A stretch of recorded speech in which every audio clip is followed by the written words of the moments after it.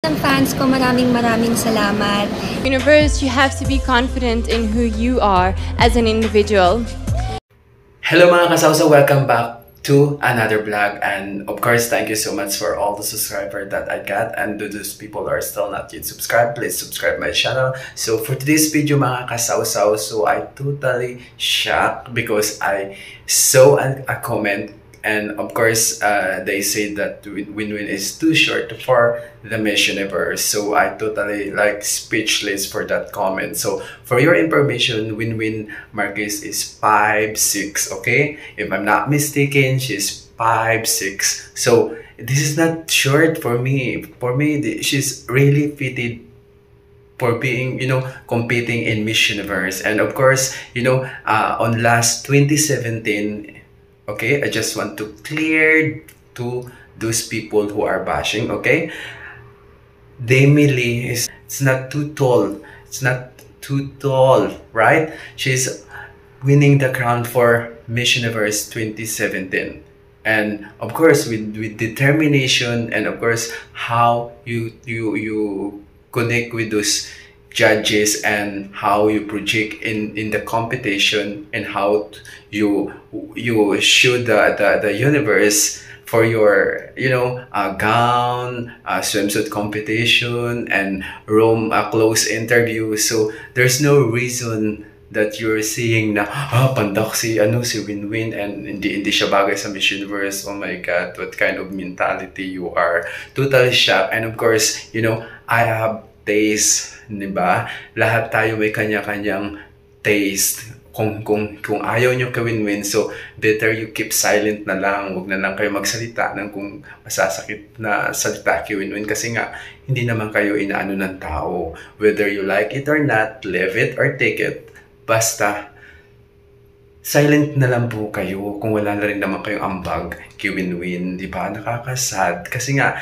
today there's no just viral, di ba? Walang kural or walang gate na bawal ito yung qualification ng Miss Universe, dahil as long as you are confident enough to compete in Miss Universe, so you have a freedom to be a candidate, di ba? Parang I feel bad really, kasi nga masyado na kayong mapanakit, masyado nyo nang inaano si Winwin na ganito, hindi ka tangkaran, hindi mananalo.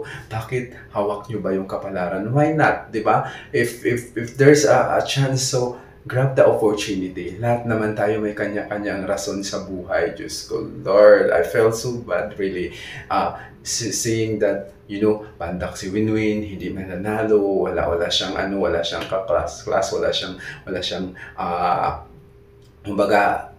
Miss Universe material. Oh my God, diba? Nakita nyo naman mga kasawsaw, as you can see in the social media and platform in YouTube and in Facebook, you can see how Winwin walk.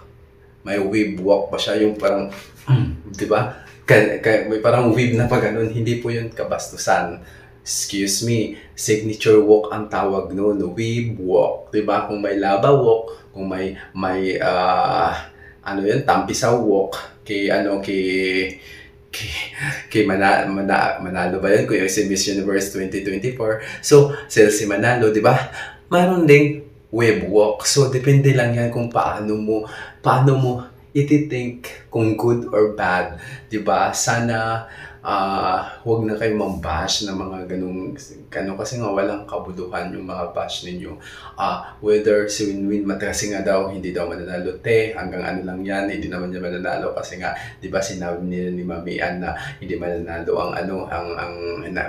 may leak na video na parang palaputi lang sila. So leave it, di ba? Wala ka na doon, as long as kung manalo man siya o hindi, at least ginawa niya yung side niya, at least kumbaga pinalo niya yung puso niya. Follow your heart mga beb, di ba? Mga beshi ko, wala pong masama kung mangharap po kayo kung ano po yung gusto niyo sa buhay, as long as gusto niyo. Hindi yung maka-comment kayo, maka-comment kayo, wagas. So ano ngayon kung hindi matangkad, Marami namang mga beauty queen, past beauty queen na they're not too tall to win the crown, di ba? Example lang talaga si Demi Lee, di ba? 2017 and previous yung mga beauty queen. So, Win can wear high heels too, right? So, it make Win look tall din, di ba? It's about how you project yourself, how you focus yourself, and how you